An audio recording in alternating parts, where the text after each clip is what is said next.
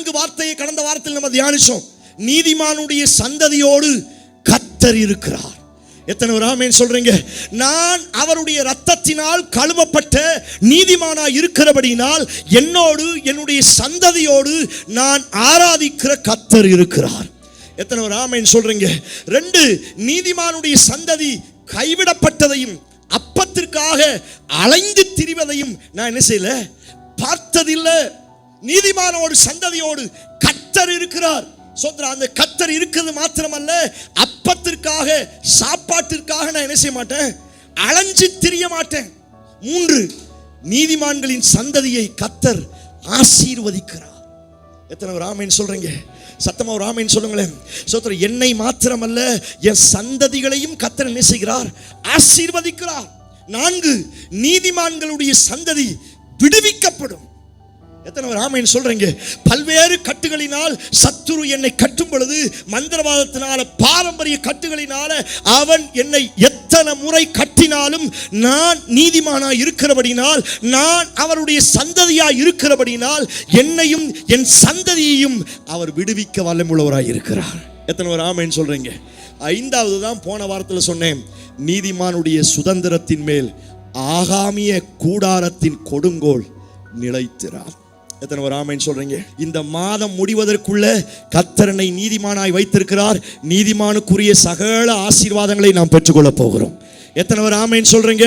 இன்றைக்குரிய வசனத்தை நாம் வாசிப்போம். சங்கீதம் 118வது சங்கீதம் 15வது வசனத்தை வாசிப்போம். சங்கீதம் 118:15. நீதிமான்களின் கூடாரங்களில் ரட்சிப்பின் கம்பீர சத்தம் உண்டு. எத்தனை பேர் இந்த வார்த்தைக்கு ஆமென் சொல்றீங்க? சோதரம். யார் நீதிமான்? உங்க வீட்டில் என்ன இருக்குமா? ரட்சிப்பின் கம்பீர சத்தம் உண்டு. எத்தனை பேர் இந்த வார்த்தைக்கு ஆமென் சொல்றீங்க? கர்த்தர் என்னை நீதிமானாய் மாற்றி இருக்கிறபடினால் அவருடைய ரத்தம் என்னையும் என் வீட்டையும் கழுவி சுத்திகரித்து நீதிமானாய் மாற்றி இருக்கிறபடினால் என் வீட்டில் எப்பொழுதும் ரட்சிப்பின் கம்பீர சத்தம் உண்டாகும். எத்தனை பேர் இந்த வார்த்தைக்கு ஆமென் சொல்றீங்க? சத்தமா தான் ஒரு ஆமென் சொல்லுங்களேன். நான் சொல்கிறேன், நீங்க நீதிமானா இருந்தீங்கன்னா உங்க வீட்டில் எப்பொழுதுமே கம்பீர சத்தம் உண்டாகும். சத்தமா தான் ஒரு ஆமென் சொல்லுங்களேன். இன்றைக்கு இந்த வார்த்தையை ஆமென் சொல்லி ரிசீவ் பண்ணுங்க. ஒருவேளை இதுவரை உங்க வீட்டில் சண்டையின் சத்தம் கேட்டிருக்கலாம், இதுவரை சமாதான குறைவின் சத்தம் கேட்டிருக்கலாம். ஆனா இந்த வாரத்திலிருந்து கர்த்தர் உங்க வீட்டை சுத்திகரிக்க போகிறார். இனி கேட்ட அழுகையின் சத்தம் அல்ல, இனி கேட்ட புலம்பலின் சத்தம் அல்ல, உன் வீட்டில் ரட்சிப்பின் கம்பீர சத்தம் உண்டாக போகிறது. கையை தட்டி கர்த்தருக்கு மகிமையை செலுத்துங்க. எத்தனை பேர் ஆமென் சொல்றீங்க? சத்தமாத்த ஒரு ஆமீன் சொல்லுங்களேன். இன்னும் சத்தமாத்த ஒரு ஆமீன் சொல்லுங்களேன். ஏங்க நம்ம வீட்டை கர்த்தர் சுத்திகரிக்கணுங்க. உங்க வீட்டில் எப்பயும் ரட்சிப்பின் கம்பீர சத்தம் என்ன செய்யணும்? சொல்ல மாட்டேங்கிறீங்களே. நீங்கள் அப்படியே முன்னாடி வந்தீங்கன்னா நல்லா இருக்கும். பேச பேச நீங்களும் ஆமீன் சொல்லி ரிசீவ் பண்ணி வந்தீங்கன்னா நல்லா இருக்கும். என் வீட்டில் நிம்மதியே இல்லை. ஒரு சிலருடைய எண்ணம் ஓப்பனாகவே சொல்றாங்க, வீட்டுக்கு ஏண்டா வர்றேனோ அப்படின்னு என்ன செய்யுது இருக்குது. ஏன்னா வீட்டில் அவ்வளவு பிரச்சனை, வீட்டில் அவ்வளவு கஷ்டம், வீட்டில் எப்பயும் சண்டை, எப்பயும் சண்டை, எப்பயும் ஏதோ ஒரு பிரச்சனை மறுபடியும் மறுபடியும் வந்து கொண்டே இருக்கிறது. இதுக்கு காரணம் கர்த்தர் அல்ல. இதற்கு காரணம் ஏதோ சில அசுத்தாவிகள், ஏதோ சில அந்நிய நிழல். அதனால தான் ஆண்டவர் சொன்னார், நீ எகிப்து தேசத்தை விட்டு புறப்படுவதற்கு முன்னே உன் வீட்டு அலங்கத்தின் மேல, உன் வீட்டு நிலைக்கால்கள்ல ஆட்டுக்குட்டியின் ரத்தத்தை என்ன செய்யணும்? பூசணும். இந்த ஆட்டுக்குட்டியின் ரத்தம் எந்த வீட்டில் பூசப்பட்டிருக்கிறதோ அந்த வீட்டை கர்த்தர் நீதிமானின் வீடாய் பார்க்கிறார். அது நீதிமானின் வீடாய் இருக்கிறபடியினால் அந்த வீட்டில் எப்பொழுதும் ரட்சிப்பின் கம்பீர சத்தம் உண்டாகும். கையை தட்டி இந்த வார்த்தைக்கு மகிமையை செலுத்துங்க. உங்க வீட்டை ஆண்டவர் ரட்சிப்பின் சந்தோஷத்தினால் நிரப்புவாராக. எத்தனை பேர் பெற்றுக்கொள்வதற்கு ரெடியா வந்திருக்கிறீங்க? நான் சொல்றேன், உங்க வீட்டில் இனி அழுகையின் சத்தம் கேட்கப்படக்கூடாது. ஆமென் சொல்லுங்க சத்தமா. சோதரர், இனி உங்க வீட்டில் புலம்பலின் சத்தம் கேட்கப்படக்கூடாது. உங்க வீட்டில் இனி கஷ்டத்தின் சத்தம் கேட்கப்படக்கூடாது. இனி உங்க வீட்டில் அழுகையின் சத்தம் கேட்கப்படக்கூடாது. கையை தட்டி கர்த்தருக்கு மகிமையை செலுத்துங்க. உங்க வீட்டை கர்த்தர் இன்றைக்கு பரிசுத்தப்படுத்துவாராக. உங்க வீடு நீதிமானின் வீடாய் மாறுவதாக. ஓ பிரைஸ் காட், ஹalleluya. எத்தனை பேர் இந்த வார்த்தைக்கு ஆமென் சொல்றீங்க? உங்க வீடு ஒரு குட்டி பரலோகமா மாறணுங்க. எத்தனை பேர் ஆமென் சொல்றீங்க? உங்க வீட்டில் எப்பொழுதும் கர்த்தரை உயர்த்துகிற துதி என்ன செய்யணும்? எப்பொழுது எழும்பணும். என் வீட்டில் அழுகையின் சத்தம் அல்ல, என் வீட்டில் புலம்பலின் சத்தம் அல்ல, என் வீட்டில் கர்த்தரை உயர்த்துகிற கர்த்தரை ஆராதிக்கிற ஆராதனையின் சத்தம், கம்பீர சத்தம் 24 மணி நேரம் துணிக்கணும். கையை தட்டி கர்த்தருக்கு மகிமையை செலுத்துங்க. இந்த வார்த்தையை ஒரு சிலருக்கு தீர்க்க தரிசனமாய் சொல்லுகிறான். இதுவரை உங்க வீட்டில் கேட்ட அந்நிய சத்தம் இனி கேட்காது, மரணத்தின் சத்தம் இனி கேட்காது, அவிசுவாசத்தின் சத்தம் இனி கேட்காது. எத்தனை ஒரு ஆமேன் சொல்றீங்க? சத்தமாத்த ஒரு ஆமேன் சொல்லுங்களேன். நீங்க பார்த்துருக்கிறீங்களா அல்லது நீங்க அனுபவிச்சிருக்கீங்களா எனக்கு தெரியல. ஒரு சில அப்படியே ஓப்பனாகவே சொல்லுவாங்க, வீட்டுக்குள்ள வந்தா ஏதோ நரகத்தில் வந்த மாதிரி இருக்குது, ஏதோ கல்லறையில் வந்த மாதிரி இருக்குது. தோத்திரம். வெளியில் இருக்கும்போது நல்லா இருக்கேன் பாஸ், என் வீட்டுக்குள்ள போனா என்னால் என்ன செய்ய முடியல, இருக்க முடியல, வியாதி, தூங்க முடியல. சோத்திரம். நேற்று நைட்டு 11 மணிக்கு ஒரு சிஸ்டர் ஃபோன் பண்ணுறாங்க. ஸோ வேலை பார்க்குற இடத்துல நல்லா இருக்குது, வீட்டுக்கு வந்தால் கழுத்தில் ஏதோ பிடிக்கிற மாதிரி இருக்குது பாஸ். நைட்டு ஜோம் பண்ணி உங்களுக்காக ஜோம் பண்ண. நிறைய நேரங்களில் வீட்டுக்குள்ளே வரும் பொழுதே நிறைய பிரச்சனை. பைபிளை வாசிக்கிறோம், பாவமானது எங்கே படுத்திருக்குமா? வாசப்படியில பாவம் படுத்திருக்குமா? அதனால தான் ஆண்டவர் சொன்னார், வாசலில் இருக்கிற நிலைக்கால்களின் மேல ரத்தத்தை என்ன செய்யணும்? பூசணும்.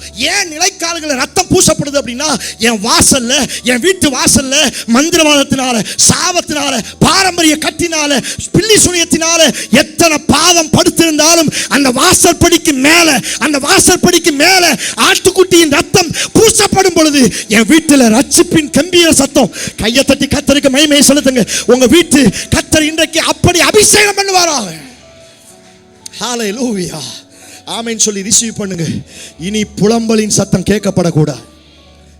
அடிக்கடி மரண சத்தம் வீட்டுக்குள்ள இருந்து, சிறுசுல இருந்து பெருசு வரைக்கும் என்னால் வாழ்றதுக்கு முடியல, எங்கேயாவது போயிடலாம், செத்து போனா நல்லா இருக்கும். சோத்திரம். சின்ன சின்ன சண்டைக்கு கூட, சின்ன சின்ன போராட்டத்துக்கு கூட நம்ம வாயிலிருந்து வர்ற வார்த்தை என்னதா? செத்து போயிரும், செத்து போயிரும், செத்து போயிரும்.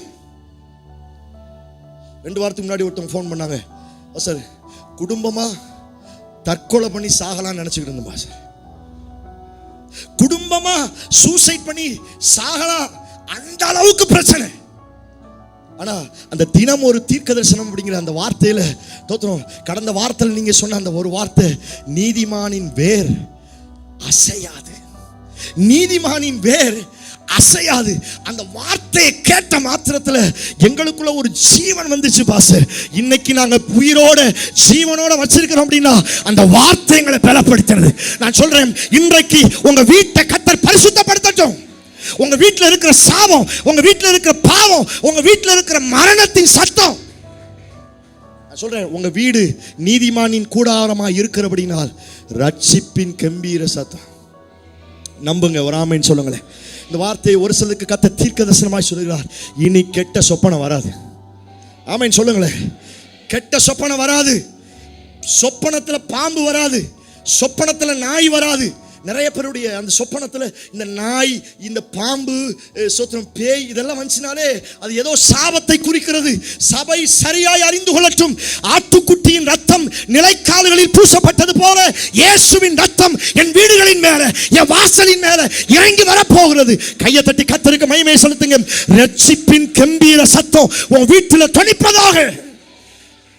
ஹல்லேலூயா. எத்தனை ஒரு ஆமென் சொல்றீங்க? சத்தமாத்தான் ஒரு ஆமென் சொல்லுங்களேன். சொல்ல, இதுவரை வந்த சத்தம் இனி கேட்காது. உங்க வீட்டில் ஒரு பாட்டு சத்தம் கேட்க போகுது. எத்தனை ஒரு ஆமென் சொல்றீங்க? சத்தமாத்தான் ஒரு ஆமென் சொல்லுங்களேன். உங்க வீட்டில் பாட்டு சத்தம் கேட்க போகிறது. புலம்பல் பாட்டு அல்ல, கம்பீர ரட்சிப்பின் கம்பீர சத்தத்தின் பாட்டு தொனிக்க போகிறது. கையை தட்டி கர்த்தருக்கு மகிமையை செலுத்துங்க. புலம்பல் எல்லாம் விலகி போவதாக. ஹல்லேலூயா. நான் சாதாரண ஆள் அல்ல, நான் நீதிமான். என் வீடு நீதிமானின் கூடாரம். என் வீடு நீதிமானின் கூடாரமா இருக்கிறபடினா ரட்சிப்பின் கம்பீர சத்தம் 24 மணி நேரம் கேட்டுக்கொண்டே இருக்கும். சத்துரு பார்த்து வெட்கப்படுகிற அளவிற்கு என் வீட்டில் கர்த்தரை ஆராதிக்கிற ஆராதனையும், கர்த்தரை உயர்த்துகிற துதியும் எப்பொழுதும் கேட்பதாக. இந்த வார்த்தையை சொல்லி நான் உங்களை ஆசீர்வதிக்கிறேன். கண்ண மூடி ஒரு செகண்ட் ஜெபம் பண்ணுங்க பார்க்கலாம். என் வீடு ரட்சிப்பின் கம்பீர சத்தம் உண்டாகட்டும். என் வீட்டை நீதிமானின் கூடாரமாய் வைத்திருக்கிறபடினா என் வீட்டில் ஜெபம் பண்ணுங்க. நிறைய பேருடைய அழுகை வெளியேற போகிறது. உன் வீட்டில் எந்த இடத்துல நீ கண்ணீர் வடிச்சியோ, உன் வீட்டில் எந்த இடத்துல தலகுப்புற விழுந்து நீ அழுதியோ, அந்த இடத்துல கர்த்தர் ரட்சிப்பின் கம்பீர சத்தத்தை உருவாக்க போகிறார். எந்த வீட்டை விட்டு வெளியேற நினைச்சியோ, அந்த வீட்டில் ஆண்டவர் தம்முடைய நீதிமானை தந்து உன்னை ரட்சிப்பின் கம்பீரத்தினார் கையை தட்டி பெற்றுக்கொள்ளுங்க. நீ இங்க இருந்து செபிக்க உன் வீடுகளின் மேல இருக்கிற எல்லா சாபங்கள் விலகுவதாக. உன் வீட்டின் மேல ரட்சிப்பின் கம்பீர சத்தம் உண்டாவதாக.